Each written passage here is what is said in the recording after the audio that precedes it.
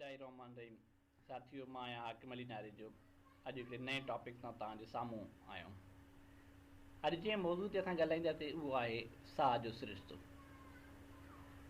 साह जो सिरिश्तो दरअसल ॿिनि गैसुनि जी नक ऐं फिफड़नि जे विच वारे सफ़र ते मुश्तमिल हूंदो आहे। हिन साह जे सिरिश्ते में छातीअ जो हॾां पिंजरो, हॾां पिंजरे जे हेठां पेट ऐं उन जे अंदरि ॿ फिफड़ पिणु हूंदा आहिनि। साॼी साइड वारो फिफड़ टिनि हिसनि ते यानी टिनि पार्ट्स ते मुश्तमिल हूंदो आहे। खाॿे पासे वारो फिफड़ साॼे पासे वारे फिफड़ खां साइज़ में थोरो नंढो हूंदो आहे, इन जे करे उहो ॿिनि पार्ट्स ते मुश्तमिल हूंदो आहे। ॿई फिफड़ हिकिड़े नंढड़े ट्यूब ब्रोंकीन सां लिंक थियनि था, जेके ब्रोंकी हिकु वॾे ट्यूब ट्रेचिया में अची करे गॾिजनि थियूं। उन्हनि जे मथां हिकिड़ी नरम हॾी जुड़ियल हूंदी आहे। ट्रेचिया फेराइंस खां थींदे नक ऐं नक जे नासुनि सां तालुक़ु रखे थी। जॾहिं ॿाहिरीं हवा मां ऑक्सीजन जा मालिक्यूल नासुनि जे ज़रिए फेराइंस खां क्रॉस थी करे जॾहिं ट्रेचिया में दाख़िल थियनि था त ट्रेचिया मां ॿिन्ही अलॻि अलॻि फिफड़नि जे ब्रोंकीज़ में हलिया वञनि था। ब्रोंकीज़ में ऑक्सीजन जा मालिक्यूल जॾहिं दाख़िल थियनि था त उहे उन्हनि जे अंदरि मौजूदु मुख़्तलिफ़ रगूं, जिनखे असां ब्रोंक्यूल चऊं था, उन्हनि मां क्रॉस थींदे एल्वियलस में पहुचनि था। एल्वियलस जे मथां खोड़ सारियूं रत जूं रगूं जुड़ियल हूंदियूं आहिनि। एल्वियलस दरअसल हिकिड़ा वॾा खाना हूंदा आहिनि जिते ऑक्सीजन जा मालिक्यूल जमा थींदा वञनि था। उन जे भर में जेके रत जूं रगूं हूंदियूं आहिनि उन में रत हमेशह पंहिंजो वर्किरो कंटिन्यू रखे थी पई। जॾहिं ऑक्सीजन जा मालिक्यूल एल्वियलस जे खाननि मां क्रॉस थी करे रत जे रगुनि में दाख़िल थियनि था त उते जेका बिलू रंग जी रत जा जुज़ा हूंदा आहिनि उहे उन्हनि ऑक्सीजन जे मालिक्यूल खे खणी करे पहिरियों बिलू मां वाङणाई खां पोइ ॻाढ़े रंग जा थी वञनि था। जॾहिं रत जा जुज़ा ऑक्सीजन जे मालिक्यूल्स खे पंहिंजे अंदरि जज़ब कनि था त उन ई टाइम ते पंहिंजे अंदरि मौजूदु कार्बन डाइऑक्साइड जे मालिक्यूल्स खे वरी ॿाहिरि ख़ारिज कनि था, जेके एल्वियलस जे खाननि में दाख़िल थी करे जमा थियनि था। पोइ कार्बन डाइऑक्साइड जा मालिक्यूल एल्वियलस जे खाननि मां ब्रोंक्यूल खां पोइ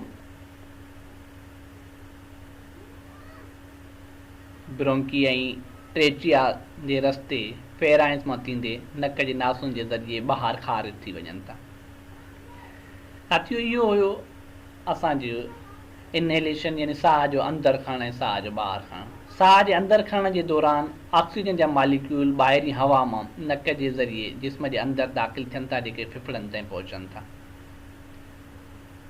ऐं साह जे ॿाहिरि खणण वारे सिलसिले जे टाइम कार्बन डाइऑक्साइड जा मालिक्यूल फिफड़नि मां नक जे ज़रिए ॿाहिरि ख़ारिज थी वञनि था।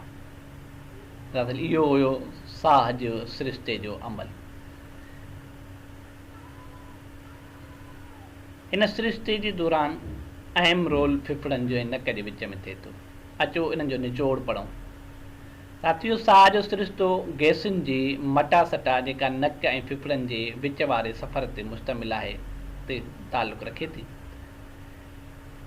हिन जे अंदरि जिस्म जे अंदरि ॿ वॾा फिफड़ मौजूदु हूंदा आहिनि, जंहिंमें साॼे साइड वारो फिफड़ टिनि हिसनि ते टिनि पार्ट्स ते मुश्तमिल हूंदो आहे ऐं खाॿे पासे वारो फिफड़ साॼे पासे वारे फिफड़ खां थोरो नंढो हुजण जे बुनियाद ते ॿिनि हिसनि ते मुश्तमिल हूंदो आहे।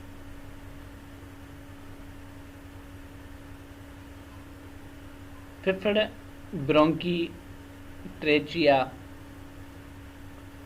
ऐं ट्रेचिया वरी असांजे नक सां तालुक़ु रखे थी।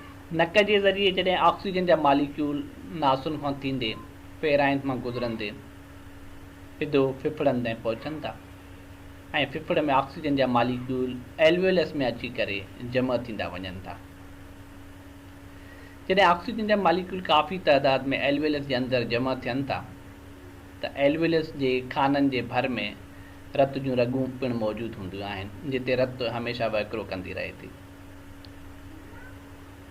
रत जा मालिक्यूल जेके डीऑक्सीजनेटेड यानी ब्लू रंग जा हूंदा आहिनि, उहे ऑक्सीजन जे मालिक्यूल्स खे एल्वियल जे खाननि मां जज़ब कंदा खणंदा वञनि था, ऐं उहे ब्लू रंग मां पहिरियों वाङणाई खां पोइ ॻाढ़े रंग जा थी वञनि था। जॾहिं रत जा जुज़ा ॻाढ़ा थी वञनि था त इन ई टाइम जे दौरान जेका उन्हनि जे अंदरि कार्बन डाइऑक्साइड जा मालिक्यूल मौजूदु हूंदा आहिनि, उहे उन रत मां ख़ारिज थी करे एल्वियल्स जे खाननि में हलिया वञनि था। जितां कार्बन डाइऑक्साइड जा मालिक्यूल ब्रोंक्यूल खां पोइ ट्रेचिया जे ट्यूब जे रस्ते ऐं ॿाहिरि नक जे नासुनि जे ज़रिए ख़ारिज थी वञनि था।